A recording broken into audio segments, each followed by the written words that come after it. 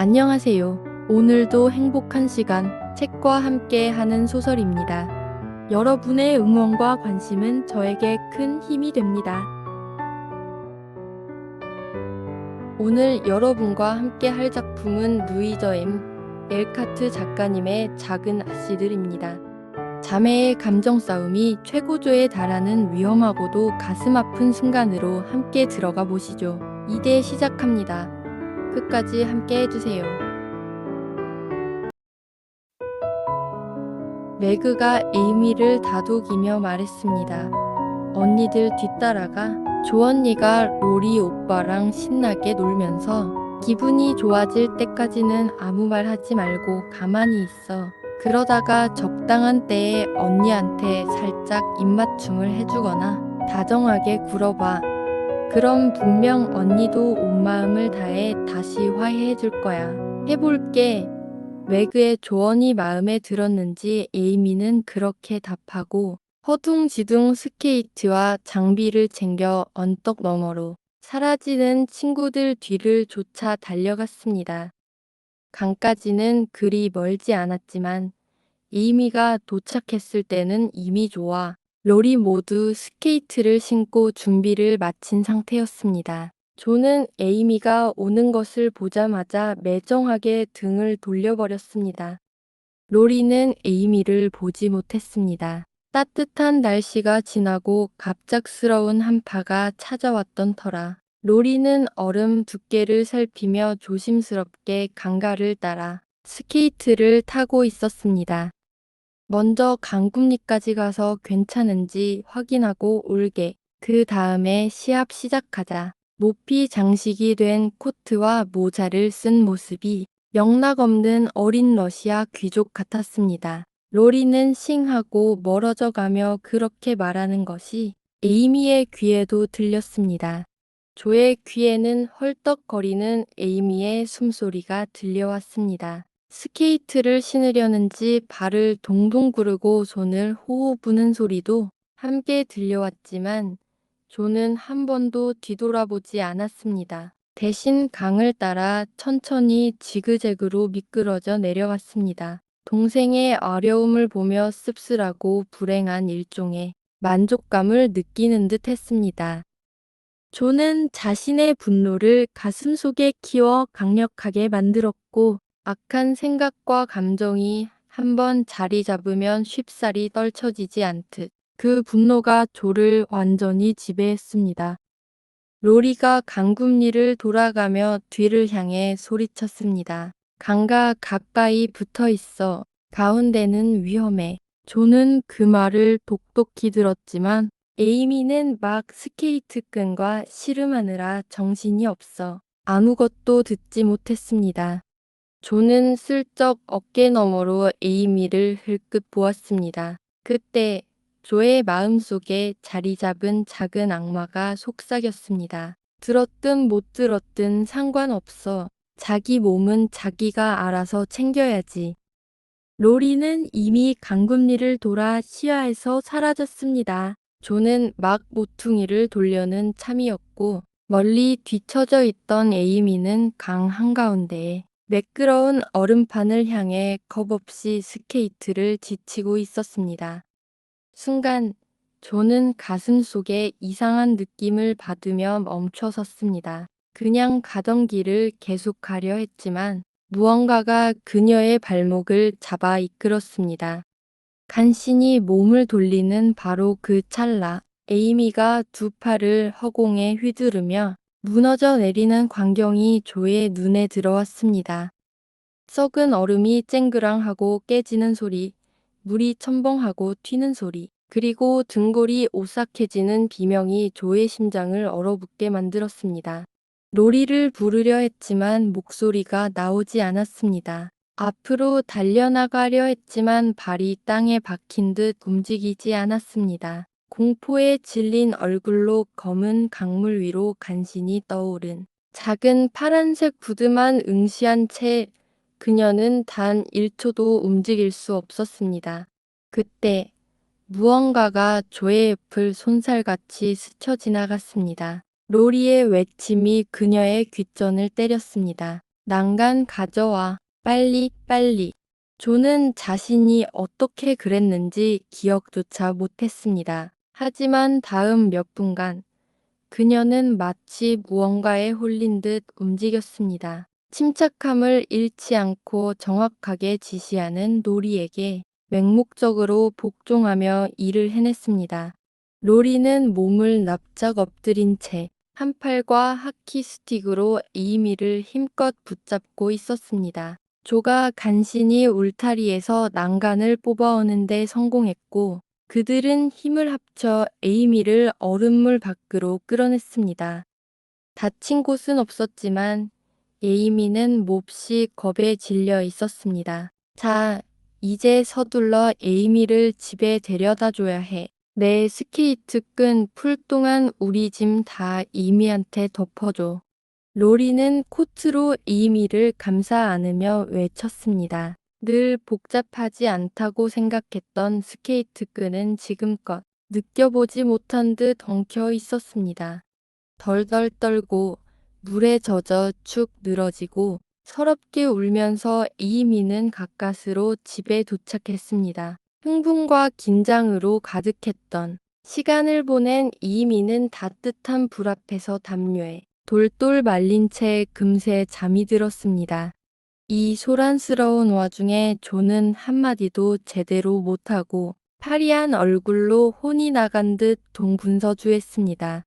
옷은 반쯤 벗겨져 있고 드레스는 찢어지고 손은 얼음과 난간 그리고 고집 센 버클에 핥히고 멍들어 있었습니다. 에이미가 편안하게 잠들고 집안이 고요해지자 마가렛 부인이 침대 곁에 앉아 조를 불렀습니다. 그리고는 조의 상처난 손을 치료하기 시작했습니다. 에이미, 정말 괜찮은 거죠? 조는 후회의 눈빛으로 금발머리를 보며 속삭였습니다.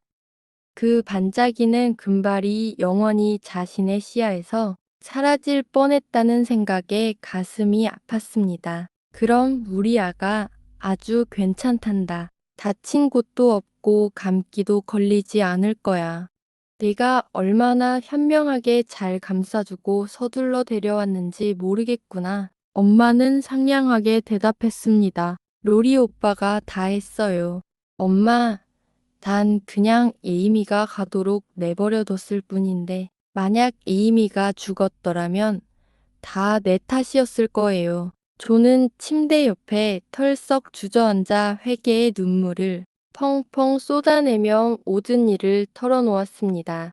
냉정한 자신의 마음을 혹독하게 비난하고 자신에게 내려줬을지도 모를 무거운 벌을 면하게 된 것에 대한 감사함에 목이 메어 흐느꼈습니다. 이 지독한 성미 때문이에요. 고쳐보려고 애썼는데 고쳐줬다고 생각하면 더 지독하게 터져버려요. 엄마, 어쩌면 좋죠? 제가 어떻게 해야 하죠? 불쌍한 조는 절망에 잠겨 울부짖었습니다. 기도하고 경계하렴. 얘야, 포기하지 말고 꾸준히 노력해야 한다. 그리고 내 잘못을 극복하는 것이 불가능하다고 절대 생각하지 마렴. 마가렛 부인이 헝클어진 머리를 어깨에 기대게 하고 젖은 뺨에 입을 맞추어 주자 조는 더 서럽게 울음을 터뜨렸습니다. 엄마는 모르실 거예요. 제 마음이 얼마나 지독한지 상상도 못 하실 거예요. 화가 나면 제가 무슨 짓이든 할 수 있을 것 같아요. 너무 안폭해져서 누구든 해치고 심지어 그걸 즐길 수도 있을 것만 같아요. 언젠가는 정말 끔찍한 일을 저질러 제 삶을 망치고 모두에게 미움받을까봐 너무 두려워요. 엄마, 제발 저를 좀 도와주세요. 제발이요. 그럼 내 아가, 엄마가 도와줄게. 너무 서럽게 울지 마라. 하지만 오늘 이 날을 기억하고 두 번 다시 이런 날을 만들지 않겠다고 온 마음으로 다짐하렴. 조야, 우리 모두는 유혹을 받기 마련이란다. 어떤 이들은 너보다 훨씬 더 큰 유혹과 싸우며 평생을 보내기도 하지. 너는 내 성질이 세상에서 가장 지독하다고 생각하겠지만 엄마도 한때는 너와 똑같았단다. 엄마께서요. 말도 안 돼요. 엄마는 한 번도 화를 내신 적 없잖아요. 그 순간 조는 후회의 감정조차 잊은 채 깜짝 놀라 되물었습니다. 40년이 넘도록 고치려 했었지만 그저 억누르는 데 성공했을 뿐이란다. 사실 엄마는 거의 매일매일 화가 났어. 조야. 하지만 화를 내색하지 않는 법을 배웠고 아직도 화를 느끼지 않게 되는 것을 배우고 싶단다. 물론 그러려면 도 40년이 더 걸릴지도 모르겠구나. 조가 그토록 사랑하는 엄마의 얼굴에 담긴 인내심과 겸손함은 어떤 현명한 가르침이나 날카로운 질책보다 조에게 깊은 깨달음을 주었습니다. 엄마의 진심 어린 공감과 신뢰의 조는 즉시 위로를 받았습니다.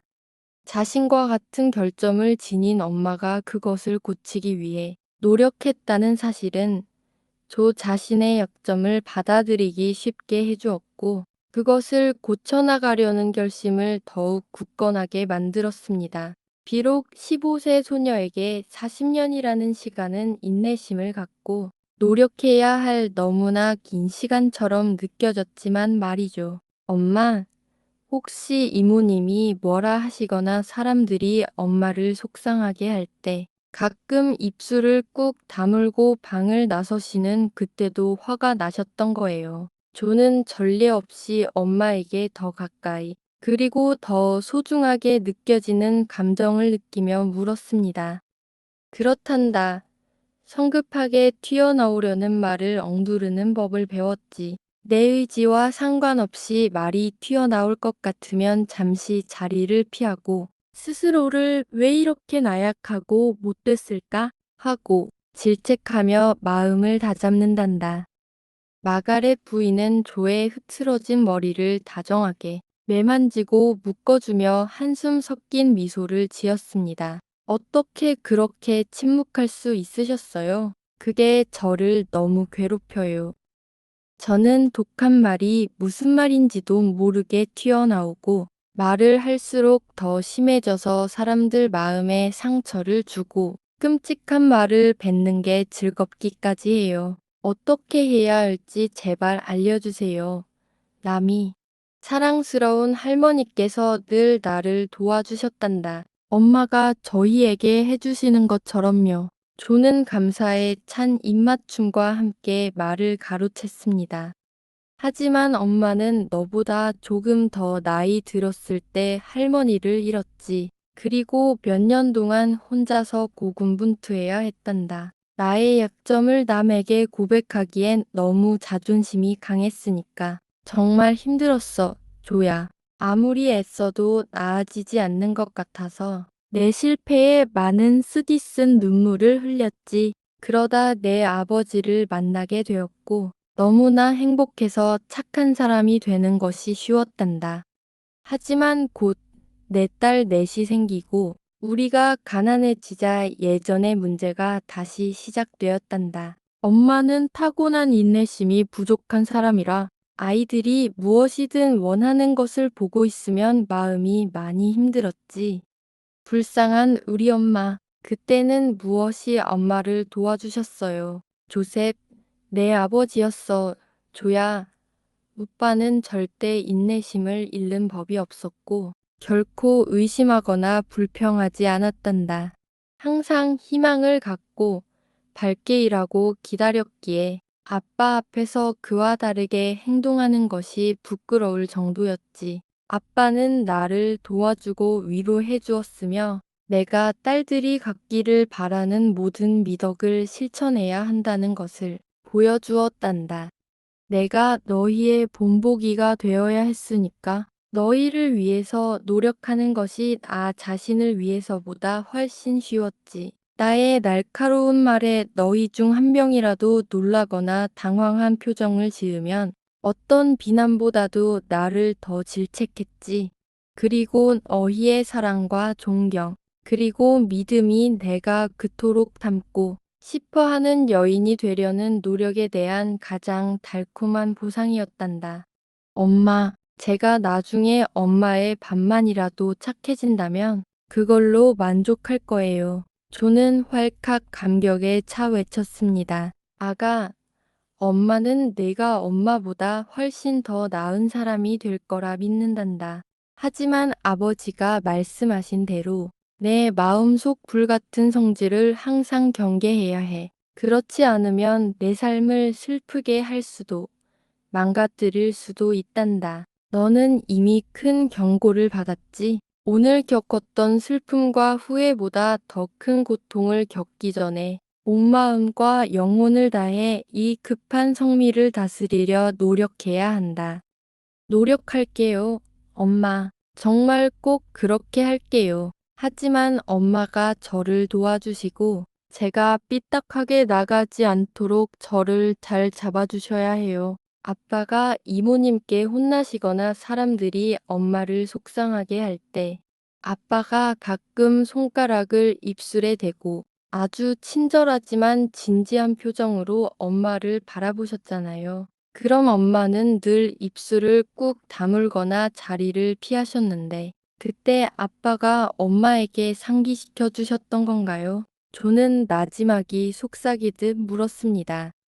그럼 내가 아빠에게 그렇게 도와달라고 부탁했단다. 아빠는 그 약속을 잊지 않고 작은 몸짓과 다정한 눈빛으로 수많은 날카로운 말을 참아낼 수 있도록 나를 지켜주었지.